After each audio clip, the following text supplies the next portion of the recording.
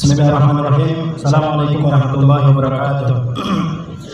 Alhamdulillah rabbil alamin, wassalatu wassalamu ala asyrafil anbiya'i wal mursalin nabiyina Muhammadin wa ala alihi wa sahbihi wa man tabi'ahum ila yaumil.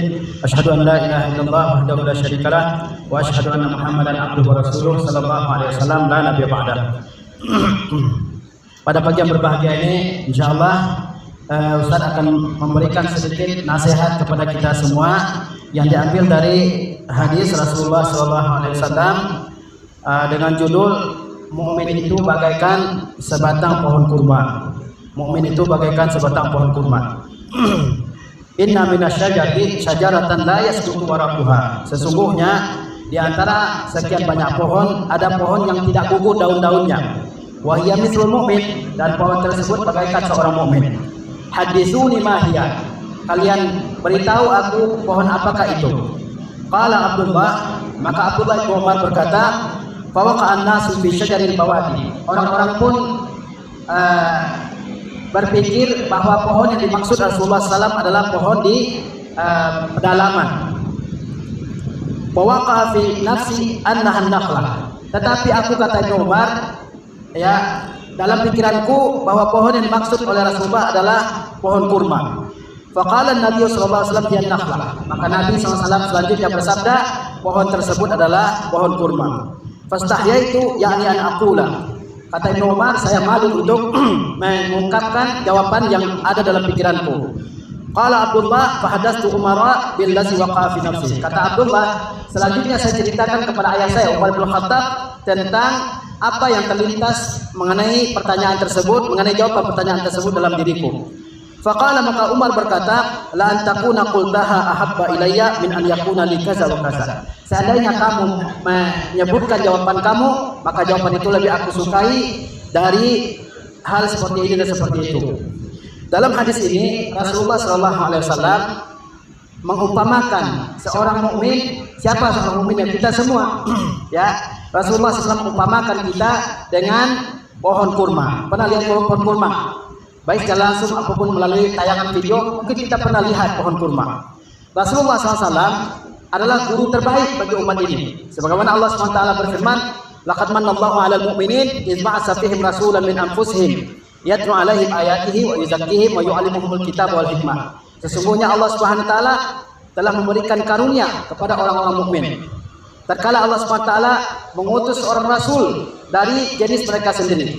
Yatlu 'alaihim ayatihi. Rasul yang akan membacakan ayat-ayat Allah kepada mereka. Wa yuzakkihim, membersihkan diri-diri mereka dari dosa-dosa. Wa yu'allimuhumul kitaba wal hikmah. Dan rasul yang mengajarkan kepada mereka kitab dan hikmah. Di antara bentuk pengajaran Rasul pada para sahabat adalah memberikan perumpamaan, memberikan contoh-contoh. Sebagaimana dalam hadis ini, Rasulullah SAW memberikan perumpamaan seorang mukmin dengan sebatang pohon kurma. Kita lihat apa persamaan pohon kurma dengan seorang mukmin. Yang pertama, pohon kurma, bagian apapun dari pohon kurma itu bermanfaat. Baik batangnya, baik pelepahnya, apalagi buahnya, baik jantungnya, hatinya, ya, semuanya bermanfaat. Ya, baik ketika dia hidup ataupun setelah dia dipotong, pohon kurma tetap bermanfaat. Banyak manfaatnya, mungkin 1000 manfaat, ya, untuk membuat rumah, untuk atap rumah, untuk tempat tidur dan sebagainya. Bahan yang digunakan adalah pohon kurma. Demikian pula seorang mukmin. Seorang mukmin adalah orang yang senantiasa memberikan manfaat kepada apa saja. Bermanfaat bagi dirinya, bermanfaat bagi keluarganya, bermanfaat bagi masyarakatnya, bermanfaat bagi tanah airnya.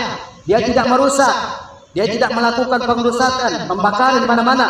Itu bukan seorang mukmin. Orang mukmin selalu memberikan yang bermanfaat, memberikan yang berguna. Rasulullah SAW bersabda, masalul mukmin masalun nakhlah. Perumpamaan seorang mukmin itu adalah bagaikan sebatang pohon kurma. Ma akhasta minha min syai'in nafa'ak. Apapun bagian dari kurma yang kamu ambil itu bermanfaat bagimu.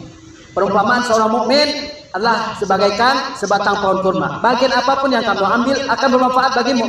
Kamu ambil buahnya bermanfaat untuk dimakan. Kamu ambil pohonnya, batangnya bisa digunakan untuk bangunan, bisa digunakan untuk jembatan dan sebagainya. Pada zaman dahulu, ya, kamu ambil pelepahnya bisa untuk atap dan sebagainya.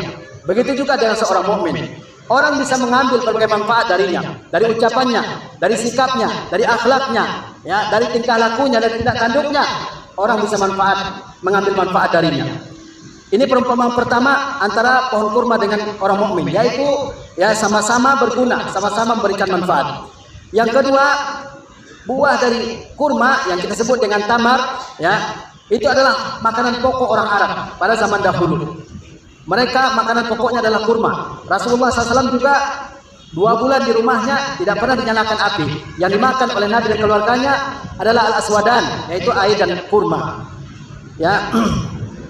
Dan ini menunjukkan bahwa kurma itu sangat bermanfaat dalam kehidupan seseorang. Oleh sebab itu seorang mukmin juga demikian. Dia mesti memberikan manfaat bagi siapa saja, bagi lingkungannya, bagi keluarganya, bagi tetangganya, bagi kakak adiknya, bagi bapak ibunya, dan bagi bangsanya dan negaranya. Harus seperti itu. Ya. Dia tidak boleh menyelamatkan dirinya sendiri. Dia tidak boleh menjadi orang yang hanya bermanfaat bagi dirinya sendiri, tidak. Tapi bagi siapa saja dalam kehidupan ini, bahkan bagi hewan sekalipun. Karena Rasulullah SAW mengajarkan kita agar berlaku baik kepada hewan. Rasulullah SAW bersabda, "Baitun la tamara fihi jiya'un ahluhu." Rumah yang tidak ada kurma dalamnya, maka keluarga yang ada dalam tersebut akan kelaparan. Demikianlah seorang mukmin, ya, dia mesti memberikan yang bermanfaat, dan jika tidak ada manfaat bagi dirinya terhadap orang lain, maka akan timbul berbagai macam kerugian, sebagaimana rumah yang tidak ada kurma di dalamnya. Kemudian di antara perumpamaan orang mukmin dengan kurma, sebatang kurma itu jika umurnya panjang, ya, maka buahnya makin bagus, dan pokoknya batangnya makin menancap ke dalam bumi. Semakin lama umurnya, maka ya buahnya makin bagus, batangnya makin kokoh, dan akarnya makin menancap ke dalam tanah. Demikian pula seorang mukmin, semakin lama dia hidup, semakin bagus akidahnya, ibadahnya, akhlaknya, ya, perilakunya. Semakin lama semakin bagus, semakin baik. Sebagaimana sebatang pohon kurma, semakin lama semakin kokoh, semakin bagus, semakin kuat, semakin menancap ke dalam bumi. Oleh sebab itu Rasulullah SAW bersabda, "Khairukum man tala umruhu wa hasuna amaluhu." Yang paling baik di antara kalian adalah orang yang panjang umurnya dan baik amal ibadahnya. Maka kita setiap hari harus melakukan perbaikan terhadap diri kita, terhadap ibadah kita, terhadap pengetahuan kita, terhadap akidah kita. Harus ada perbaikannya. Semakin lama hendaknya semakin baik, jangan makin mundur, jangan makin merosot, tapi makin baik. Sebagaimana sebatang kurma, semakin lama semakin baik, baik itu pohonnya, baik itu buahnya, baik itu akarnya. Kemudian di antara ya perumpamaan kurma dengan orang mukmin, ya, kurma itu daunnya tidak pernah gugur. Kalau tidak digugurkan dia tidak akan gugur. Dalam musim apapun, musim panas, musim dingin, dia tetap ya menempel di pohonnya. Dia dalam satu keadaan saja, yaitu daunnya tetap menempel pada pohonnya. Demikian pula seorang mukmin, dia tetap ibadah kepada Allah Subhanahu wa taala dalam keadaan apapun, dalam keadaan senang maupun dalam keadaan susah, dalam keadaan kaya maupun dalam keadaan miskin, dalam keadaan bahagia maupun dalam keadaan bersedih, dia tetap beribadah kepada Allah Azza wa Jalla. Karena ada orang kalau lagi susah ibadah kepada Allah Subhanahu wa taala, lagi senang lupa ibadah kepada Allah Subhanahu wa taala. Tidak demikian. Orang mukmin selalu beribadah kepada Allah Subhanahu wa taala dalam keadaan apapun. Karena itu Rasulullah SAW bersabda, "Ta'arraf 'ala Allahi fil raqa ya'rifka fi syiddah." Kenali Allah Subhanahu wa taala dengan beribadah kepadanya di saat kamu gembira, maka Allah akan mengenalmu di saat kamu susah. Kalau kamu doa kepada Allah di saat kamu susah, maka Allah Subhanahu wa taala akan mengabulkan doa-doamu.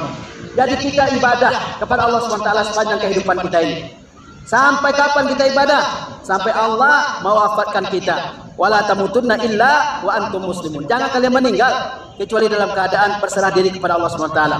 Wa'bud rabbaka hatta ya'tiyakal yaqin. Ibadahlah kalian kepada Tuhan kalian hingga datang suatu yang meyakinkan bagi kalian, yaitu kematian. Kemudian di antara perumpamaan orang mukmin dengan kurma adalah bahwa yang terbaik pada pohon kurma adalah jantung hatinya, yaitu yang terletak di pucuknya, ya. Di situ kalau diambil, maka itu adalah yang terbaik dari kurma. Rasanya manis, ya, dan paling enak. Dimasak, dimakan secara langsung, ya, warnanya juga putih. Disebut dengan cumar dalam bahasa Arab. Kalau dipotong, diambil, dan itu makanan yang terbaik. Rasulullah pun pernah memakannya. Inilah disebut dengan hati kurma. Demikian pula seorang mukmin. Yang paling baik pada seorang mukmin adalah hatinya.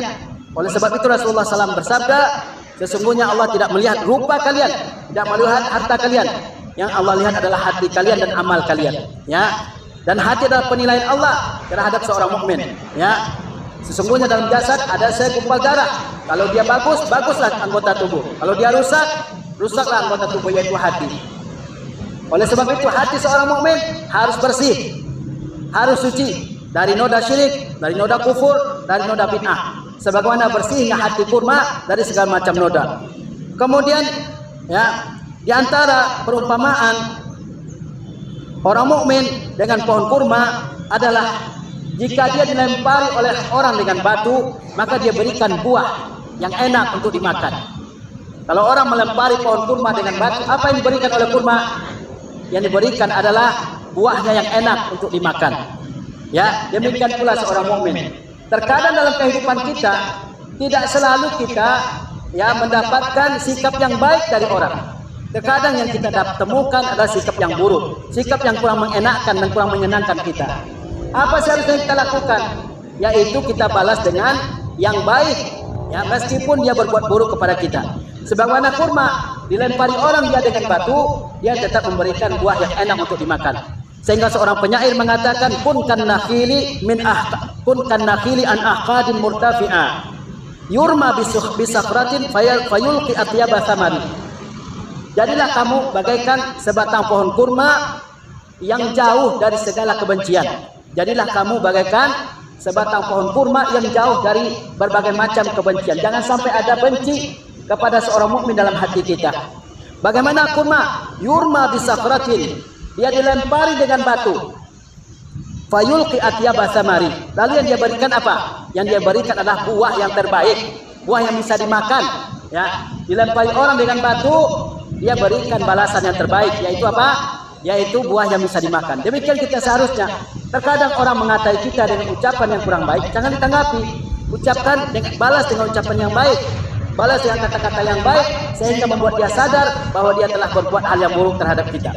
Kalau setiap keburukan kita balas dengan keburukan, di situ akan hilang pahala berbuat baik kepada orang-orang yang berbuat buruk kepada kita. Kemudian, ya, di antara perumpamaan kurma dengan orang mukmin, bahwa ketika kurma sudah mati, ya dipotong, apakah manfaatnya hilang? Apakah sudah tidak berguna? Tidak. Ketika sudah dipotong pun manfaatnya masih banyak. Ya, pohonnya bisa diambil, digunakan untuk bahan bangunan, digunakan untuk berbagai macam keperluan. Bahkan serabutnya juga bisa, akarnya pun digunakan orang, ya, untuk mengisi bantal, kasur dan sebagainya. Pelepahnya pun digunakan untuk berbagai macam keperluan. Demikian pula seorang mukmin. Seorang mukmin dalam kehidupan dia ini, dia tetap memberikan manfaat, baik ketika dia hidup ataupun setelah dia meninggal dunia. Oleh sebab itu Rasulullah SAW bersabda, "Iza mata ibnu Adam inqata'a anhu amaluhu." Kalau manusia sudah meninggal, terhenti amal ibadahnya. Dia tidak bisa lagi sholat, tidak bisa lagi puasa, tidak bisa lagi tilawatul Quran. Tapi ada amal ibadah yang bisa dia terus ya alirkan kepada dirinya walaupun dia telah meninggal dunia. Di antaranya apa?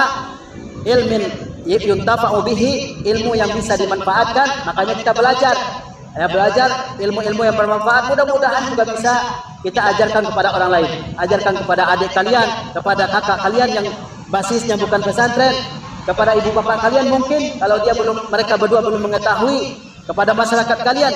Itu adalah ilmu yang bermanfaat, yang insya Allah berguna bagi kita setelah kita meninggal dunia nanti. Ya, sebagaimana pohon kurma, walaupun sudah dipotong, sudah tidak hidup lagi, dia tetap memberikan manfaat. Demikian pula seorang mukmin.